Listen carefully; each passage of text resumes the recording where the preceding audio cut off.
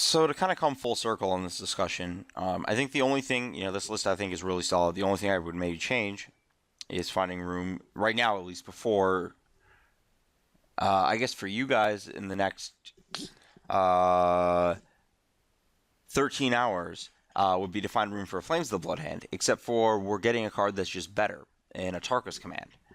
The reason it's better is that the 3 drops in the burn deck are actually kind of loose, just because, like if you watch the games I play, there's a lot of scenarios where you're trying to expend your cards in hand in some kind of time frame before your opponent can kill you, before they deploy something relevant, just sequencing things correctly.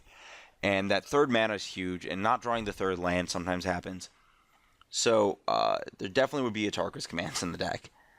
The question is, where do they fit? So if you look at this list, there's a very clear cut in this Lightning Helix.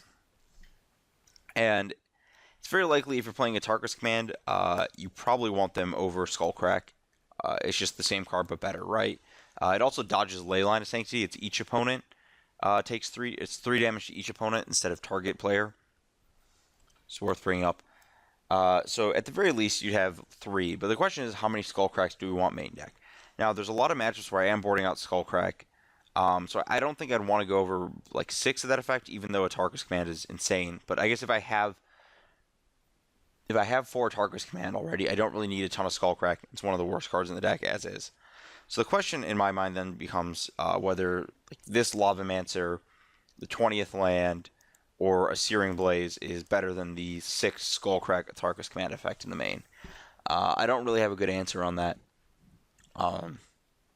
That's something I'd have to kind of try out. I think that post board I want to be able to go to the full 8 of that effect, considering how good it is in certain matchups. Fortunately, I think that with a Tarkus command, you might be able to shave down Molten Rains, because one of the roles of Molten Rain is on the play against Abaddon just to take them out of the game. Though I guess Flames of the Bloodhand might be a better card in that exact slot. It's a little more. Anyways, I think that the ability to have Skullcrack and a Tarkus command would kind of outclass this in a lot of the same ways. So those would probably be out. And I think you could get up to the full 8 of that effect very easily if you want it. I don't know if you necessarily do, but probably. I mean, if people are going to try to beat Burn, they're going to win that way. The only drawback is that it costs you a decent amount of percentage of the mirror. And the reason is that, like, so if you watch that mirror, I was really hesitant to fetch duels. And once you start adding in cards in your deck that force you to fetch duels, you have to start preemptively fetching duels to live up your draws.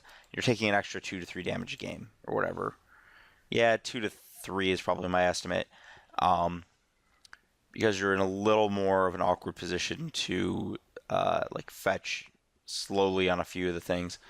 I guess probably just 2 a game. I guess the third is like kind of if you don't have a Tarkus command, you could potentially build a mana base that doesn't have green at all and have like a less fetch line mana base, which is where the extra 1 came from when I was thinking about it for the Pro Tour with Destructive Revelry. Anyways, so there is a definite cost there to like, starting each game down 2 life in that matchup. I don't really think it matters too much anywhere else. You probably also lose a little bit of percentage against Affinity as you start cutting cards that can interact like Lightning Helix for cards that don't interact, but I don't think that's terrible. I guess the last Shard Volley might be the card that goes. I think Searing Blaze is just really strong. So that would be the other card to consider cutting is the 3rd Shard Volley. I think the bare min of like 2, the first 2 are insane. And then with 3, you can sometimes get into some sticky situations where you draw them at inappropriate times where it's just like, oh, I have to lose a land that I actually want to use. Yeah. That came up, I think, once or twice in all the games I've played with the deck so far. So it's kind of a thing. Yeah. Anyways, the thing to note with the Tarkus command also is that, so I did mention Affinity. I think that a Tarkus command is actually better than Borrow's Charm post-board there. It's actually a pretty cool thing you can do against Affinity is board out of your white cards and just make your mana really good against them. That was something I was doing to some extent before. I'd board out of my Borrow's Charms and make it so I didn't need white mana as much as possible, especially because I had Wear Terror instead of Destructive Revelry. But anyways, I think Atarka's Command is a huge game for this deck. The people who stick to the old builds will definitely be favored in the mirror, but I think that the amount that the Atarka's Command push you ahead against specifically Abzan because additional Skullcracks are great. But also just as another pseudo Boros Charm as a 2 mana 4 damage burn spell is huge. Um, and the difference between I will make a comment on this because I have talked poorly about Bump of the Night in the past. The difference between Bump of the Night and that is that the 3 damage for 1 mana burn spell is like just a thing. Like every card is going to convert to 3 damage. There's so many ways you can do that. So you're really just gaining tempo instead of actual card advantage. But the fact that Atarka's Command is going to deal guaranteed 3 plus probably another 1 in a lot of situations due to your creatures and the +1/+1 and reach effect. The fact that it's a 4 damage spell and it kind of it reduces the number of cards you actually need to win the game, which is just huge. There's a reason the deck splashes for Boros Charm to begin with.